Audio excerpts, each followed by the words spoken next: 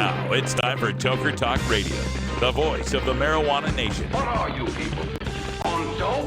Where you can toke. I inhale frequently.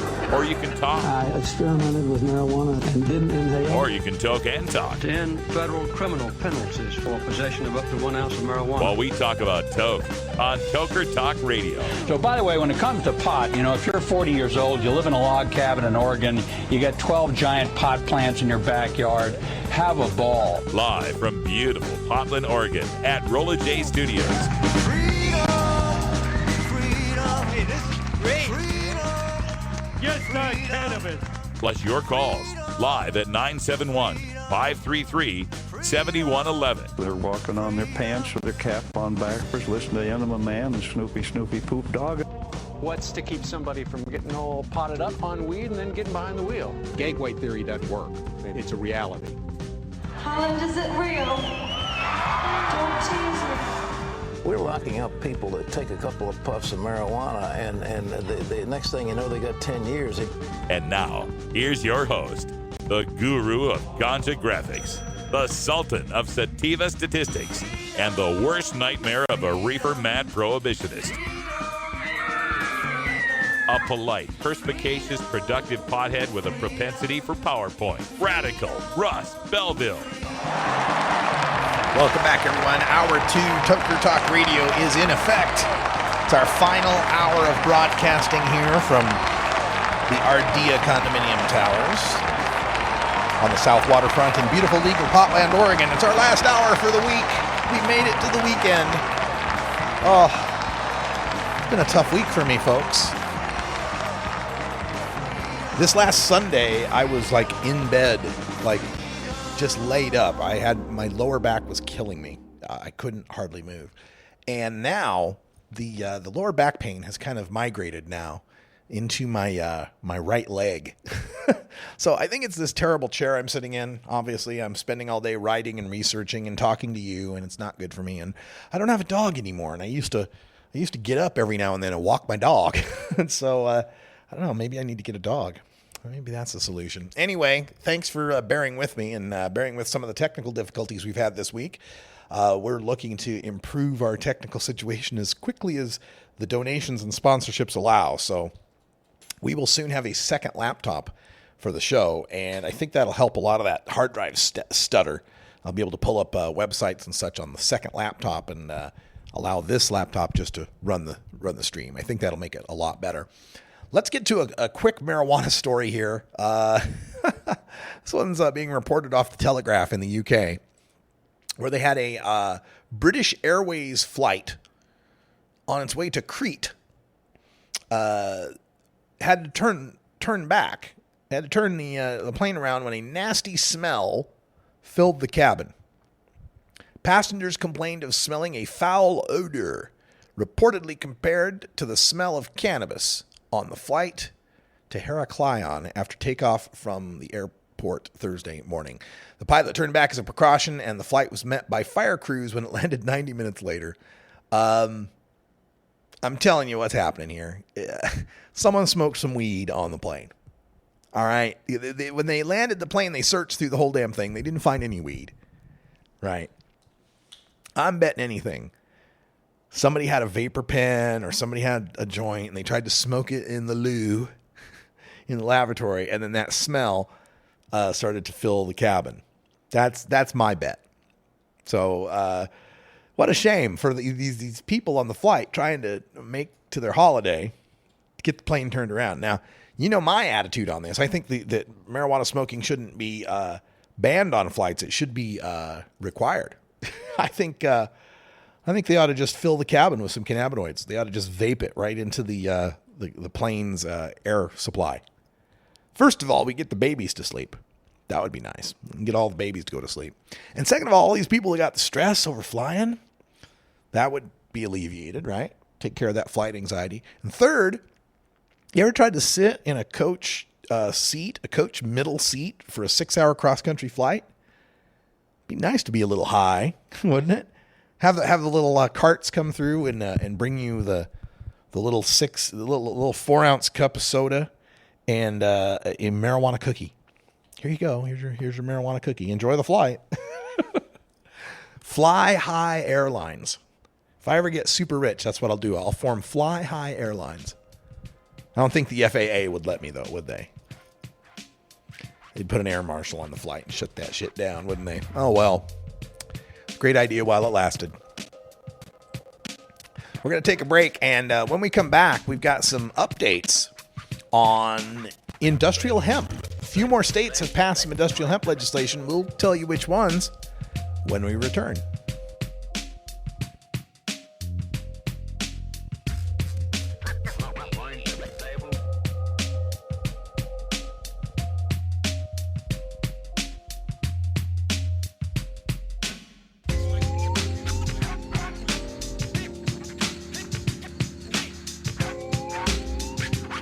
This is the Russ Belville Show on CannabisRadio.com.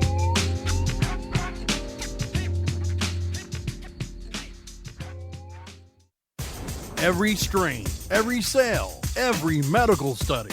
Keep it right here on the Cannabis Radio Network. Play as Ted Growing, expelled botany sophomore and the biggest grower in town, only on Weed Firm Replanted. Available on the App Store and Google Play. It's a lot of work being the biggest grower in town. Maintaining a room full of plants while dealing with a slew of eccentric customers, from a hardcore partier to the curious neighbor next door. Is anybody home? Help me expand my bud business by unlocking new strains, customizing my grow room, and completing challenges that you can't get enough of. Grow your empire so big you can see it from space. Low on funds? Don't worry. Weed Firm Replanted is free to download. Download Weed Firm Replanted for free on the App Store and Google Play today. Get growing, Mr. Growing. I said palm trees, make California. Yo, it's your boy T. James, Trinidad James. You're listening to Dr. Bina on Cannabis Confidential. LA, what up? Nickname James, man. I'm worried like a like. I need to... People were so excited to see you supporting our industry, and it's so important to see people who are mainstream, who are out there, that people look up to. That was my first one ever going to, so that was definitely a big deal for me. It's not just, oh man, just come smoke a bunch of joints. It's a lot of science into it. It's way more interesting than a lot of people might think who look down, per se, on what we enjoy. Cannabis Confidential, only on CannabisRadio.com. I feel like palm trees, make California. The Russ Belville Show, providing dictionaries to drug czars since 2009. At Herbie's Cannabis Seeds, we pride ourselves on bringing you the best quality seeds from the world's most respected cannabis seed producers, all at the lowest online prices. You can find Herbie's Seeds at herbiesheadshop.com. All cannabis seeds are sold as souvenirs and as a means of preserving cannabis genetics. Herbie's Seeds in no way intends to condone, promote, or incite the use of legal or controlled substances. We strongly urge all prospective customers to check their national laws prior to placing an order. Herbie's Seeds at herbiesheadshop.com. Proud sponsors of the Russ Belville Show and 420 Radio.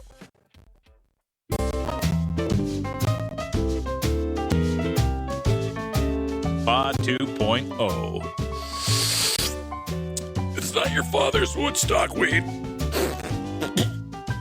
This is the Russ Belville Show on CannabisRadio.com. Welcome back, everybody, and it is 9 minutes after the hour. Got some updates. It is definitely Friday, folks. We have some updates on industrial hemp to bring up. Over the past couple of weeks, a few states have moved forward on passing industrial hemp legislation. On the 18th, Rhode Island Governors Gina Raimondo signed a bill legalizing the production and processing of industrial hemp for commercial purposes in the state. It was House Bill 8232. It was introduced in May. The original bill was only going to allow the Narragansett Indian tribe to work in industrial hemp.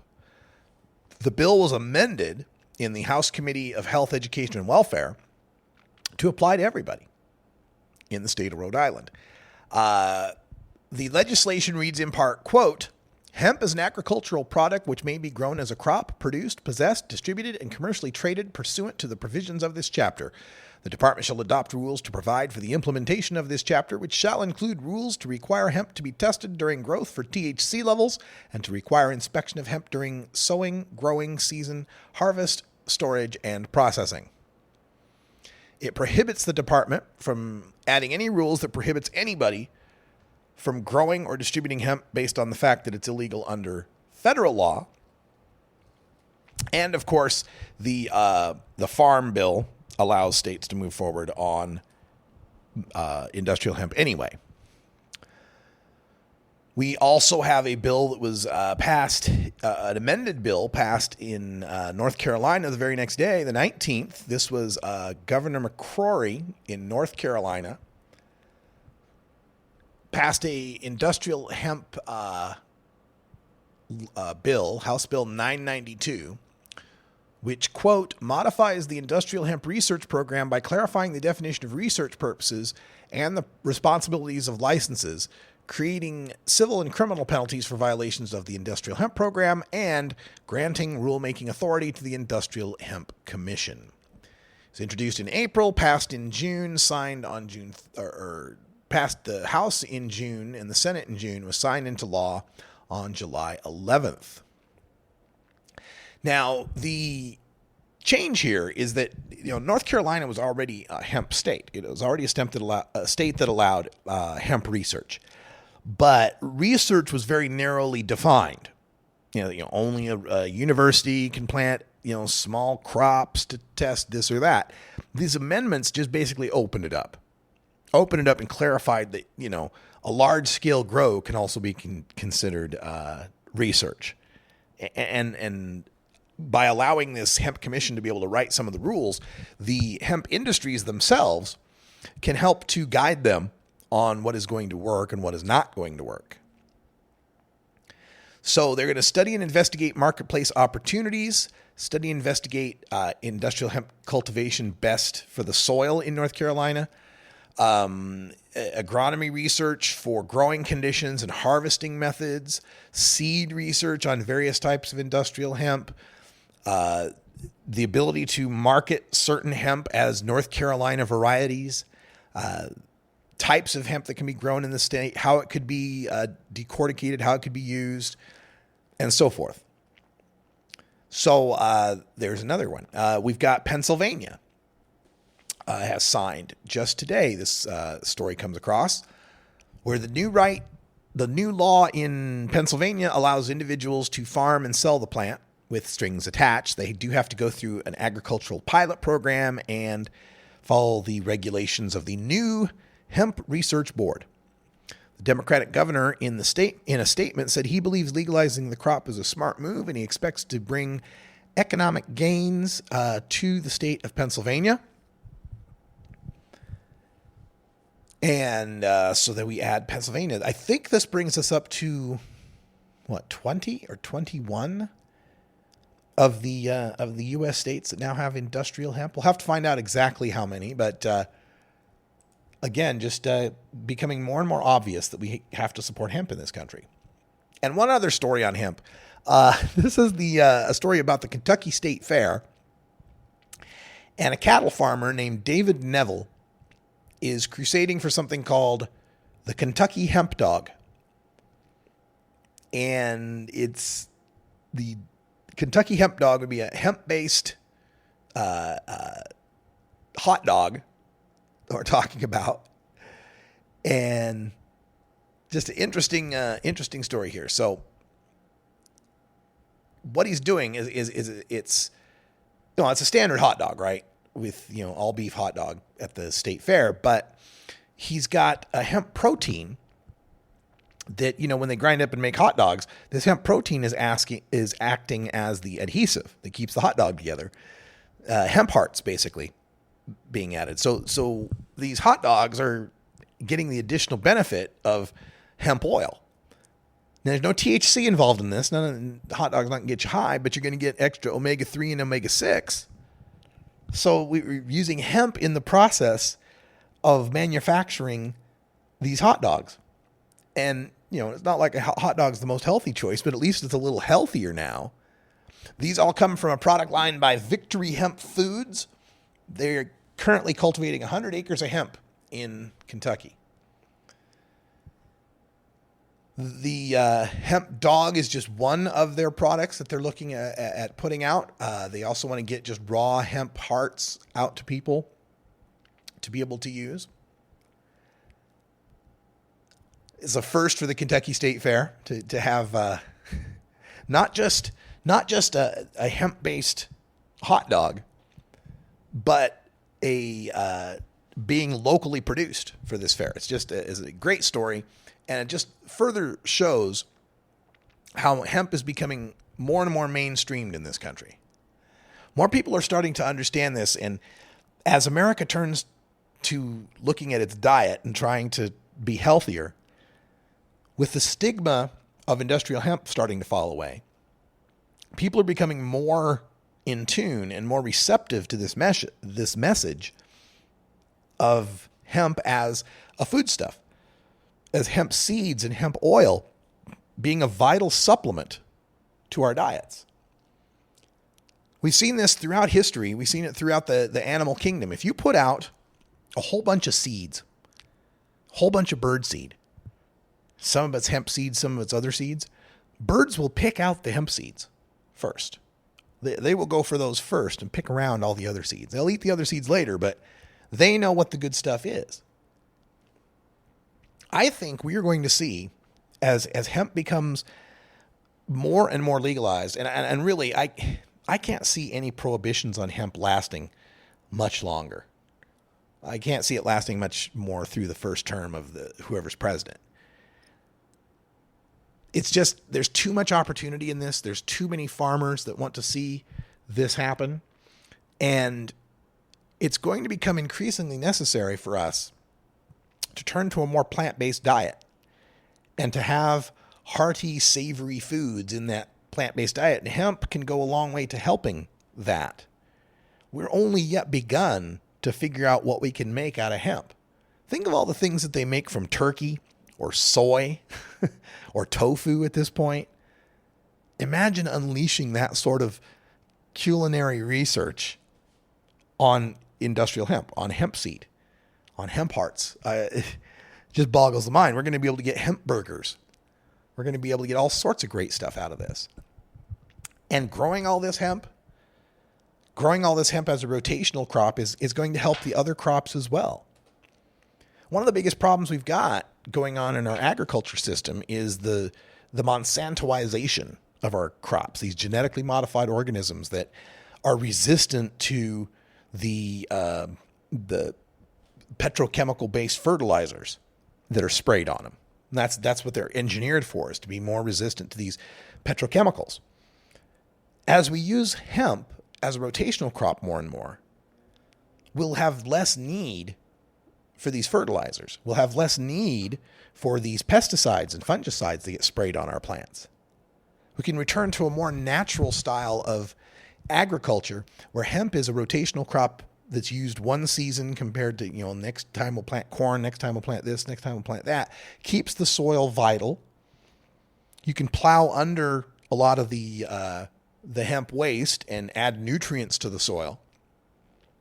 It's phytoremediative, so if there's been any sort of toxins, all of these previous petrochemicals that have been sprayed on these fields for years and years, the hemp plants will actually suck that up and make the soil cleaner and better and more nutritious for the next crop you plant in there.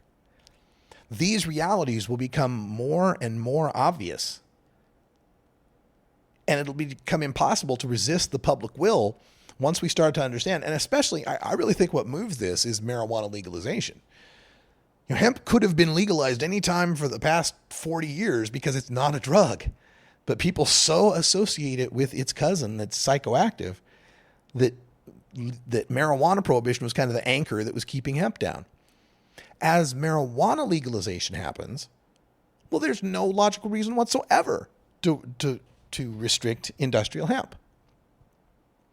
So once again, it's all one plant, and we need to fight for it all as one plant, because legalizing it for the personal use for whatever reason is what's going to free it up for medical, spiritual, and industrial uses for all the rest of the reasons.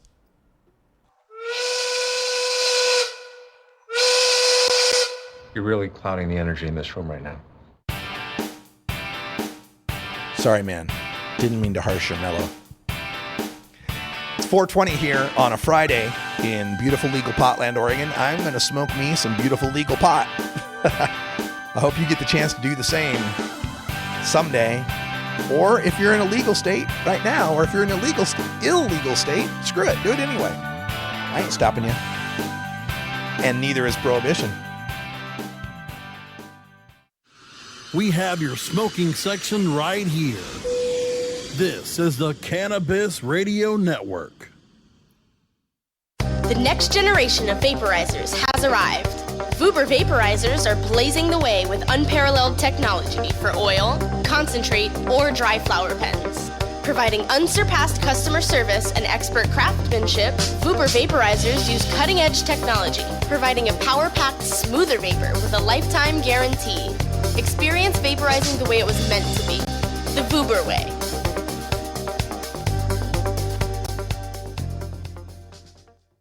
NORMAL stands for Responsible Adult Cannabis Use. If cannabis use is causing problems in your life, consider taking a break or seeking medical assistance. Consider ceasing cannabis use if you have a family history of mental illness. Don't drive or operate heavy machinery while impaired by cannabis use. Cannabis use is not without risks, even though the risks are far less than those posed by legal drugs. You're tuned into the Russ Belville Show, the voice of the marijuana nation, only on CannabisRadio.com. New beginner guitars and banjos are often constructed much better than ones built before your time. Why struggle? Get a new instrument or fix the old one. The trusted professionals at the Fingerboard Extension will evaluate your instrument for free. Repairs are priced for people who work for a living.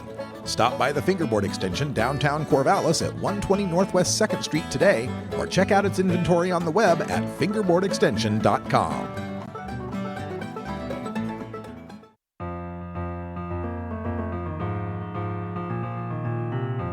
Pod 2.0. It's not your father's Woodstock weed. This is the Russ Belville Show on CannabisRadio.com. Welcome back, everyone. Hope you're feeling a little more stony. I know I am.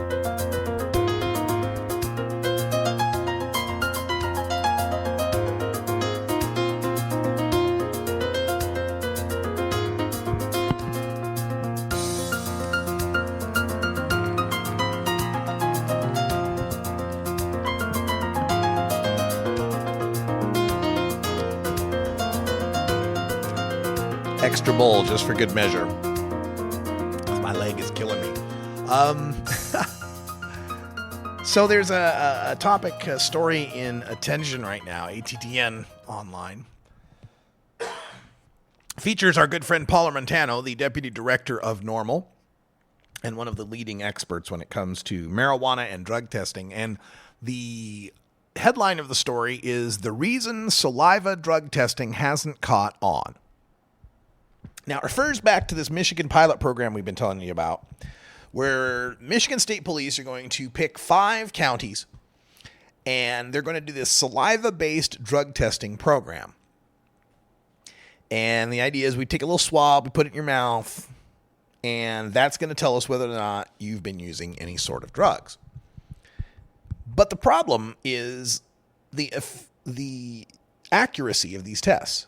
These field tests are notoriously inaccurate, and particularly when it comes to marijuana. What they're going to do is use this saliva test to try to detect marijuana, meth, cocaine, and opioids. The problem is the tests aren't that good at detecting marijuana. Now think about this a little bit. What happens when you smoke pot? What's one of the biggest side effects of smoking pot? Dry mouth. Yes, dry mouth, of course. So you're going to take a test to collect saliva on people who aren't producing any saliva. You got too much dry mouth. That's what Paula Montano says. He says, quote, "By and large, the reason oral saliva testing wasn't ready for prime time years ago was because it wasn't particularly sensitive to picking up carboxy-THC. That shouldn't surprise anybody who knows anyone or has tried marijuana themselves. One of the immediate side effects of inhaling cannabis is a dry mouth. So if you've got a product that is being used that tends to at least temporarily dry out the saliva glands, having a test that relies on collecting saliva isn't probably going to be very effective. End quote. And that's the problem, is they find people that have recently used marijuana, they use the test on them. The tests come back negative, but they should come back positive because they just smoked pot. So that's not really going to help. And then the problem is, while it is pretty good at finding the other drugs, this is Armentano. He says, quote, "That's the problem with oral fluid testing. If the focus was on some of these other drugs, they'd roll the test out anyway. But since it doesn't really work for marijuana, there's never been a really big rollout for that." End quote. This goes behind what I've always said, is that marijuana is the grist that keeps the drug mill running. Marijuana is a stinky product, so it's easy to detect. It's a bulky product, so it's harder to hide. And it's a popular product, so there's plenty of people to catch. From a cost-benefit analysis, going after marijuana as a police organization makes a lot of sense. It's easy to catch, and there's a lot of people to catch. So when they're talking about, oh, we need to keep the roads safe, we need to be able to detect people that are impaired behind the wheel, they're talking about marijuana because they know few people use cocaine or meth or heroin.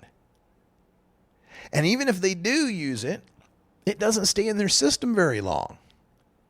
You might catch the guy who just snorted a line and got behind the wheel, yeah. But you're not going to catch the guy that did cocaine a couple of days ago, and now you've pulled him over. When it comes to the guy for weed, yeah, you can catch the guy who smoked weed a couple of days ago. You're gonna have those positives show up for people longer term, especially medical marijuana patients and frequent recreational consumers. So it's not in their economic interest to roll out a drug test that doesn't catch weed. There's just not enough positives to be gotten off of the few heroin, coke, and meth users. In that small window of time, you can catch them. And this same principle applies to the, sorry about that. The same principle applies to the rehab industry. Same idea. If you tried to run a drug rehab and just relied on the people that were coming in for coke, meth, and heroin, number one, you wouldn't have enough clients coming through the door to pay the bills. Number two, your relapse rates and your success statistics would crater because there's physical hooks and addictive qualities to the hard drugs that you don't find with marijuana. And because so many of the marijuana consumers, over half of them, are sent to the rehabs by the criminal justice system, you're not going to have as many customers. This is why marijuana prohibition has been held on to with a death grip by the people in power in this country. Because it is the one little Jenga block. You pull that one and the whole tower comes down.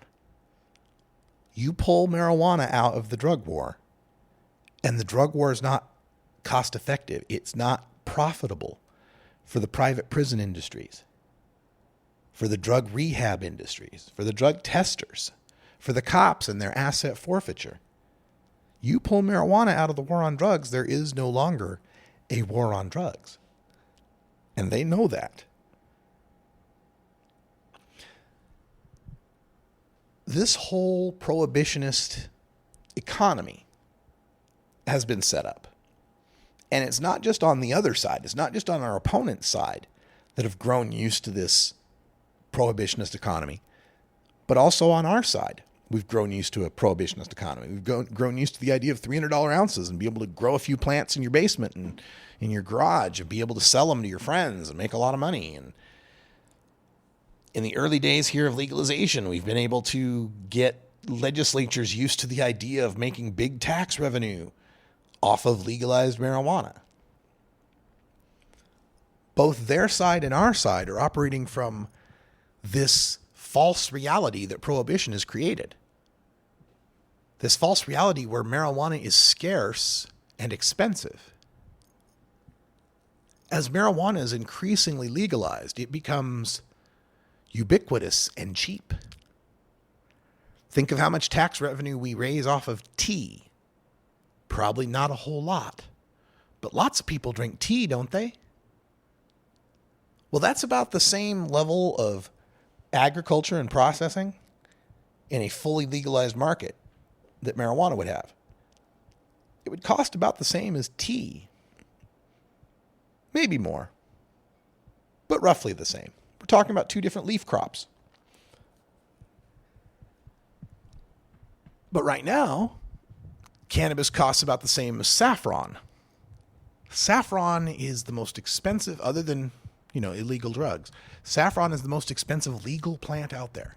Legal plant product. Saffron is a spice.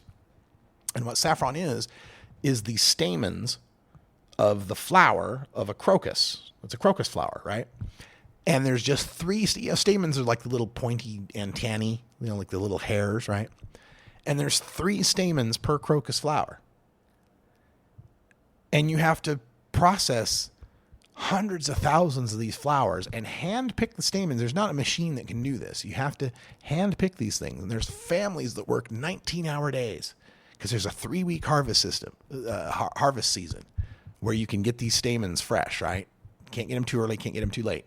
So for 3 weeks straight, these families that work 19 hours a day, hand picking 3 little threads out of the flower of a crocus. And you have to have, I don't remember the exact numbers, but it's something like 225,000 stamens, like 75,000 flowers to make a pound of it, I think it was. Or was it an ounce? No, it was a pound. Yeah, to make a pound of this stuff. And I can get this stuff, the fresh, hand-picked saffron, freeze-dried and flown from Italy or Spain for like $119 an ounce, $140 an ounce, right? So with the labor intensity and short season involved with saffron making it $119 an ounce, why should cannabis be so expensive? It's not as labor intensive. It certainly produces more per flower than 3 little stamens. You don't need 75,000 pot plants to come up with an ounce of weed, right? There's no reason weed should cost as much as it does. So as legalization happens and as this price starts to, equalize and become more realistic, our side is going to have to adjust a whole lot of how we think about marijuana. So it's not just them. It's not just them, the drug testers and all those guys. There's a whole lot of paradigms that are going to shift over the next 10, 20 years. It's going to be a point where when I'm in my late 60s, early 70s, my stories of what marijuana was like are going to seem completely daffy to young people. They're not going to understand it whatsoever. It's going to be fun. I'm kind of actually looking forward to it. So this Michigan saliva drug testing thing, they so badly want to have a magic bullet. The public, the law enforcement, we got them used to this magic bullet idea with the breathalyzer for alcohol. And they so desperately want to have some magic number, some magic device that detects when it's okay to punish a pot smoker for driving. How about we get away from trying to judge people by the content of their urine or blood or saliva and judge them by what they're actually doing? If you pulled a guy over for a busted taillight and through your investigation you found him to be a pot smoker or suspect him to be stoned, why do you think he's necessarily a danger? If he was driving in a dangerous way, wouldn't you have noticed that? It boggles my mind because for decades now, there's been marijuana smokers in this country. And in all 50 states, it's been illegal to drive while high. And people have been caught driving while high, and they've been prosecuted and convicted and fined and jailed for it. What is it about legalization that changes that equation at all?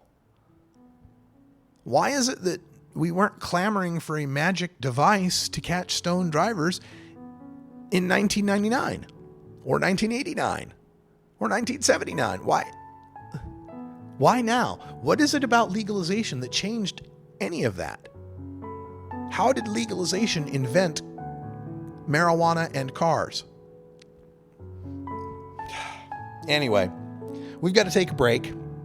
When we come back, we'll talk a little bit about opioids and how the DEA is being pressured by some senators to reduce the supply when we return.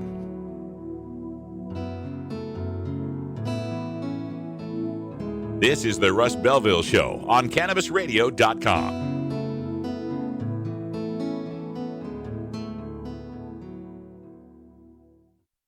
Earn your PhD in THC monetization with CannabisRadio.com. Don't be late.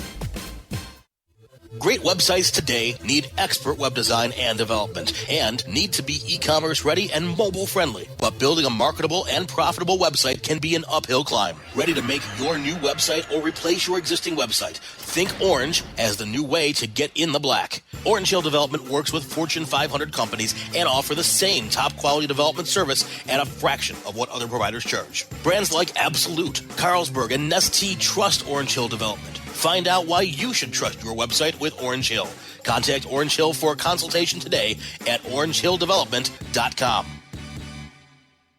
Welcome to Cannabis Confidential. I'm your host, Dr. Dina. We've got David Faustino on the line, Bud Bundy from Married with Children. Did you feel nervous being a celebrity walking into a weed store? I don't remember at all being like, ooh, I'm scared someone's going to take my picture here. What are they going to say? Bud Bundy smokes bud? I mean, come on. It wouldn't be a big shocker. Hey, this is David Faustino, and I'm on Cannabis Confidential with my girl, Dr. Dina, on CannabisRadio.com. This is Dan Michaels from DanMichaelsAudio.com. And you're listening to Radical Russ on CannabisRadio.com.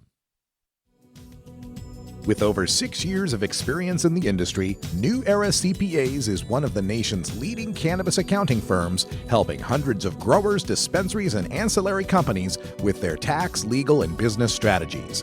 New Era CPAs offices cover the West Coast from Seattle to San Diego, and their skilled team is always available to help you take your business to the next level. Visit neweracpas.com for more info and set up a consultation. Welcome to the new era.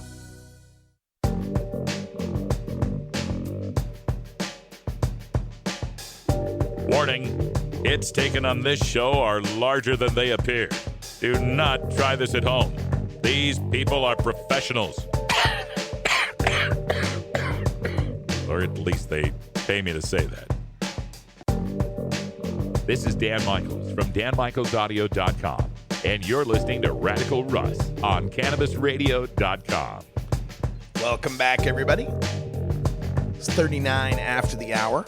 And remember, coming up at the top of the hour, we got Stoner Jesus coming to you live here on CannabisRadio.com. He'll save your stony soul, and trust me, you need it.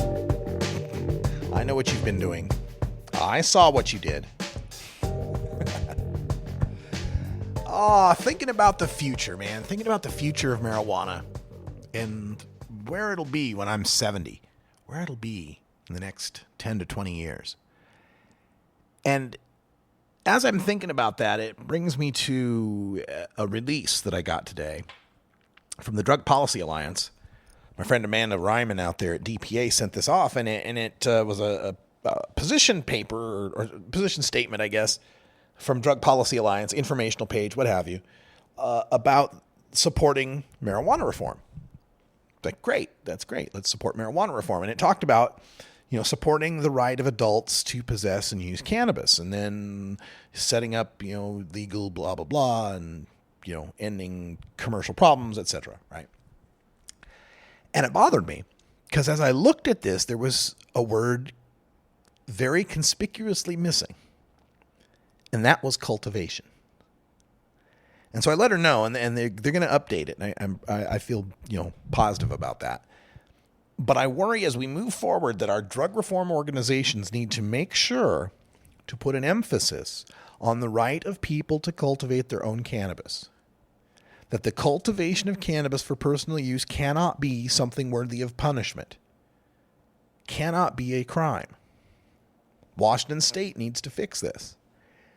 And as I mentioned in the diminishing returns rant, I think as legalization goes on and more states pass it, more and more of them are going to be no home grow states, or states with a no home grow halo, like what we're going to see in Nevada, where you're not going to be able to grow your own cannabis if you live within 25 miles of a pot shop, which means forget about it if you live anywhere populated in Nevada. You live anywhere in Reno, Tahoe, Carson City, or Las Vegas, forget it. You're not going to be able to grow pot. And this is concerning to me because I believe that there's a bit of regulatory capture going on here where the pot industry, especially when we talk about Arizona and Nevada, and there's some of this in Massachusetts too, by the way, in all three of those that were written by Marijuana Policy Project, the main one supported by him but was written by a different group. So in Massachusetts, Arizona, and Nevada, all have portions of those initiatives that are clearly carved out to protect the existing medical marijuana industries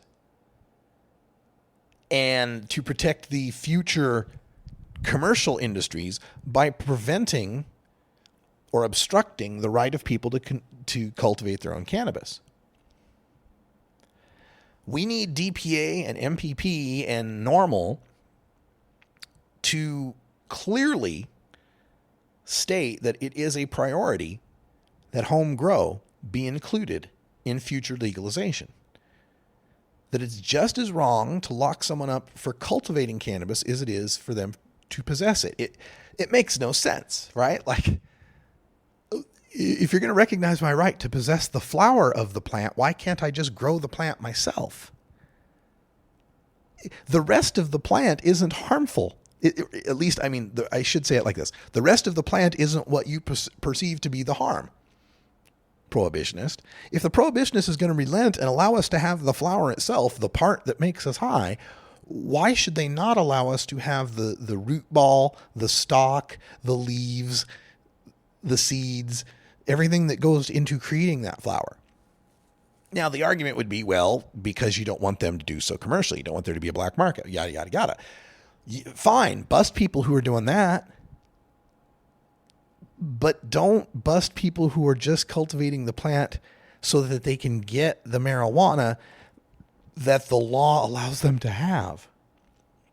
Legalization of marijuana without home grow is basically condemning people to have to shop from private providers for that product. If I live in Florida, I can have an orange tree. I can pick my own oranges and make my own orange juice. If I live in Nebraska, I can raise my own cattle. I can make my own steaks, have my own hamburger, right? We've got to make sure that our organizations don't get too co-opted by these industries that are forming and end up lobbying against our right or not standing up strongly enough for our right to cultivate our own cannabis. Now, in this future of legalization that I see, I can see big expanse of cannabis fields grown by major corporations, harvested by mechanical means at a huge scale, ground up with no concern as to which strain or that strain, maybe very, narrow band of strains, mass manufactured into packs of 10 Budweiser joints or whatever you want to call them.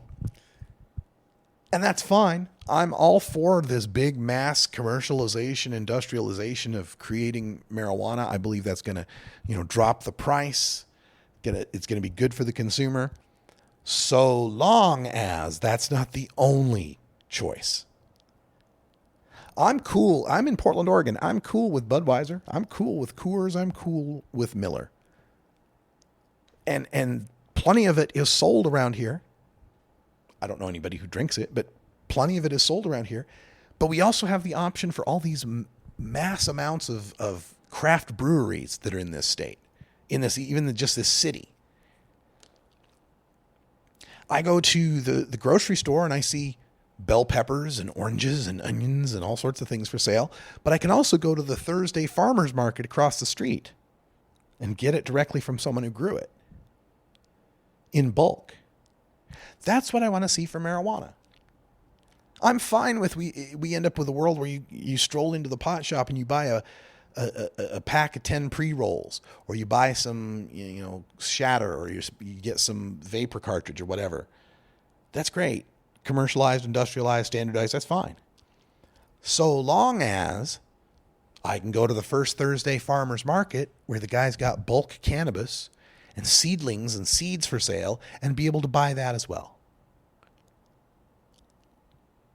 I don't know how this is gonna turn out. This is one of the pivotal moments, the pivotal issues as marijuana legalization continues to unfold. Now, so far so good, because out of 4 states, only 1 doesn't allow home grow.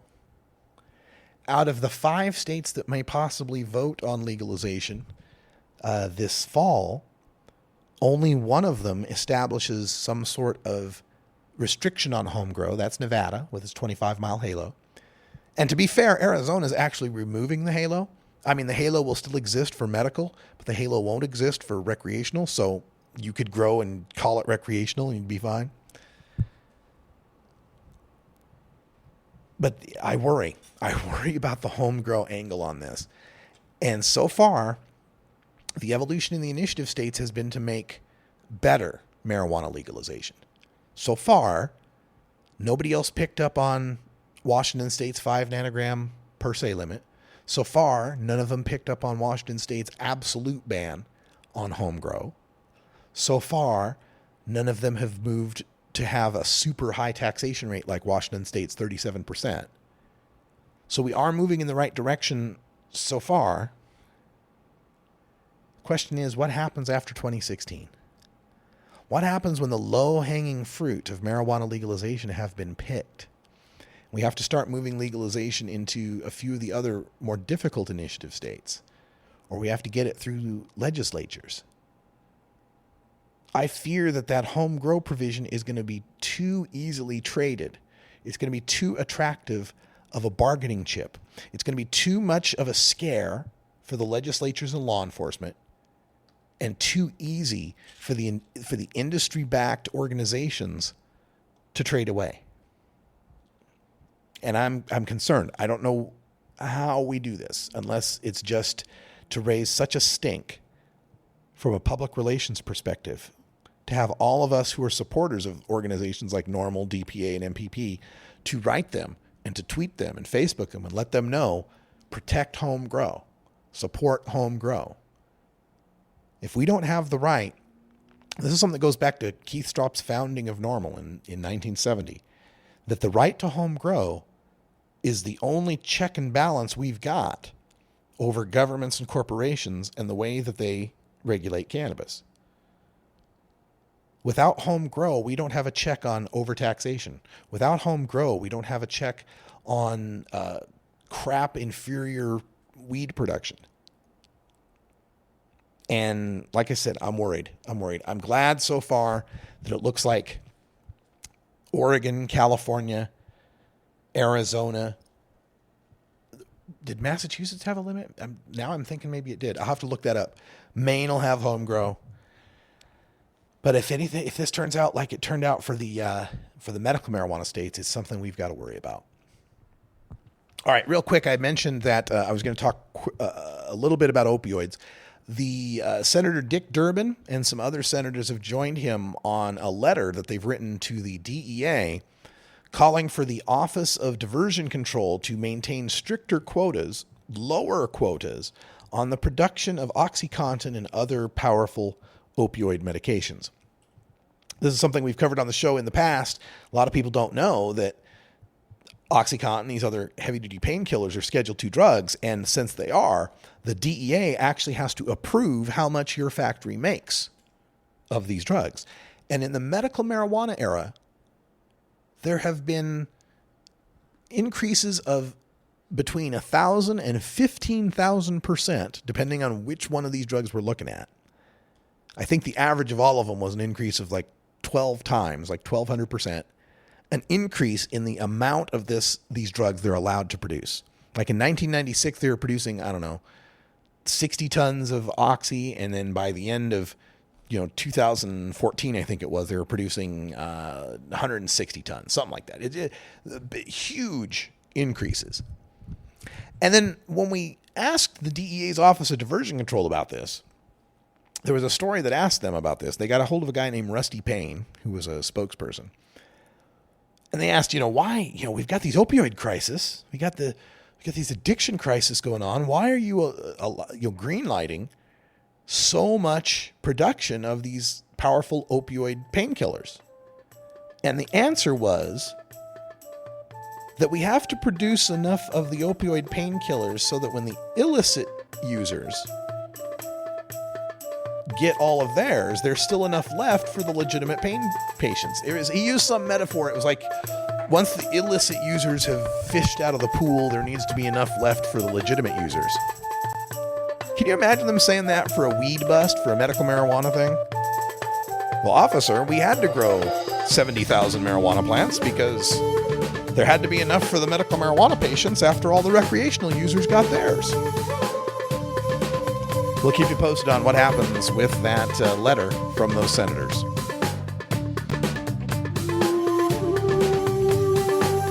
This is the Russ Belville Show on CannabisRadio.com.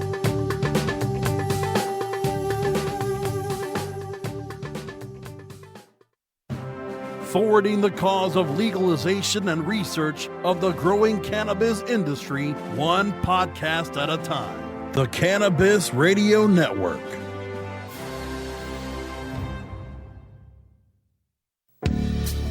Hi, I'm Montel Williams. Most of you know me as a talk show host, but I'm also an author, actor, single father of 4, avid snowboarder, and I'm also a medical marijuana patient. Living with multiple sclerosis, I'm in pain every day. Medical marijuana is my last resort, and it helps me when all other drugs have failed. If you'd like more information about medical marijuana, you can contact the Marijuana Policy Project at mpp.org or call 1-877-JOIN-MPP. NORMAL stands for Responsible Adult Cannabis Use. If cannabis use is causing problems in your life, consider taking a break or seeking medical assistance. Consider ceasing cannabis use if you have a family history of mental illness. Don't drive or operate heavy machinery while impaired by cannabis use. Cannabis use is not without risks, even though the risks may be far less than those posed by legal drugs.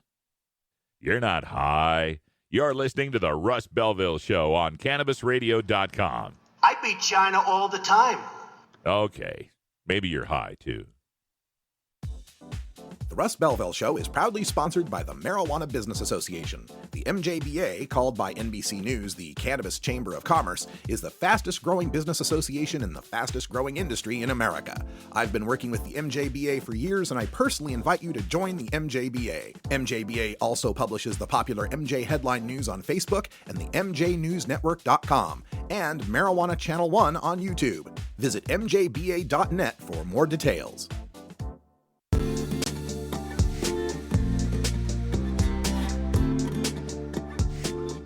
Most of us pirates, we go on vacation to North Dakota, because they've got a town called Argosville. What are you smoking there, boy? This is Dan Michaels from DanMichaelsAudio.com, and you're listening to Radical Russ on CannabisRadio.com. Welcome back, everyone. Just about 5 minutes to the top of the hour, where Stoner Jesus will be joining us live here on CannabisRadio.com. Winding up the last couple of minutes here on the show as we head into the weekend.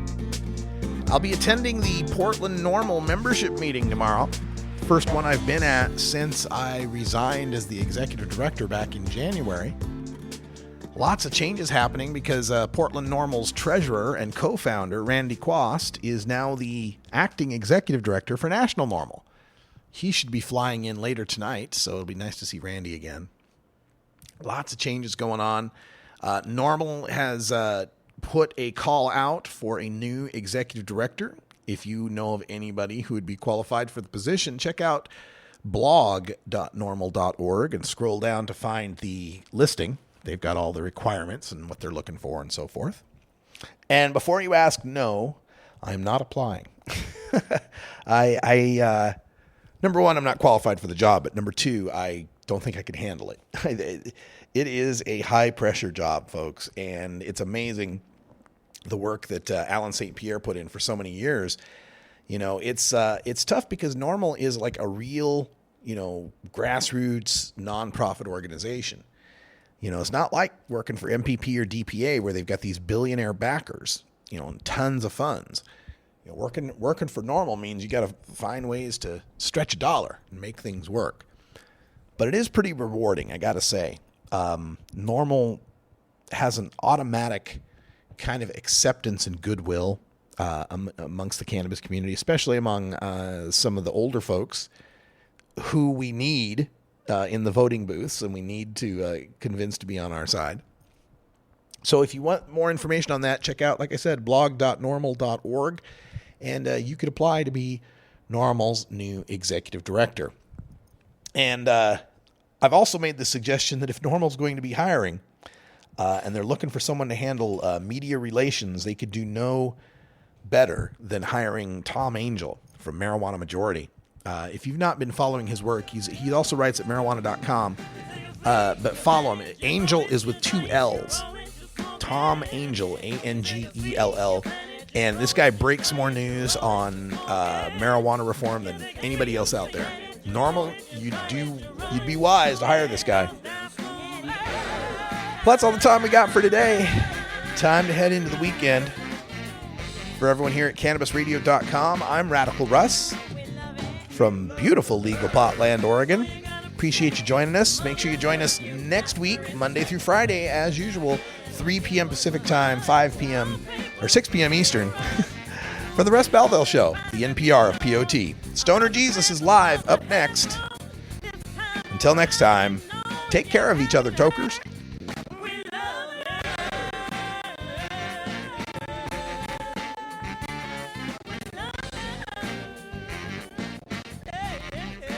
This is the Russ Belville Show. The Russ Belville Show is blogging and podcasting daily at radicalruss.com.